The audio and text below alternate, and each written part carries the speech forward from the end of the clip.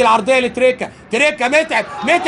جول، الله اكبر، قلنا الله حي التاني جاي، وش السعد يا تريكا يا تريكا يا تريكا، اغني لك يا ابني، قول زي ما انت عايز تقول، حقك يا ابني، حقك يا تريكا، حقك، اكتب وسطر يا ابني التاريخ لنفسك، اكتب التاريخ ويسجل يا محمد ابو تريكا، الثالث ودقيقه 88، معلش يا جوزيه اتاخر شويه الثالث بس مش مشكله،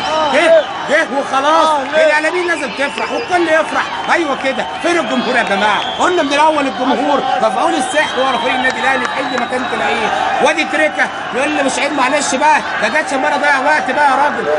3-1 والحمد لله، بقول له ده اللقاء الاهلي والله بقول فرقه على قد حالها يعني على ما توصل استاد مالي، بس اهو الاهلي اهو خلص بالثالث تريكا، نجيب الرابع بقى يبقى كده خلصت الجيم بدري خالص بقى، ونلعب على الامان، وما يا ريت ما نرجعش نامن، هو متعب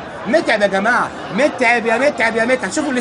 شوفوا الاستلام دومينيك عمل باكورد في الهوا وعلى طول متعب يستلم وتريكا يقول له عنك انت عملت الصعب كله يا ابني اهي، شوفوا حضراتكم اهي وتريكا بعدلته خلاص جول، ده كمان تريكا بقى لو رايق ومش مستعجل كان ياخد الراجل اللي ضم ده محمد كوماري 7 كده من بتوع زمان ويعدي ويحطها برواقه لو تريكا في مزاجه بقى، بس الثالث للامبراطور الاحمر النادي الاهلي. يلا يا رجاله يا ريت بقى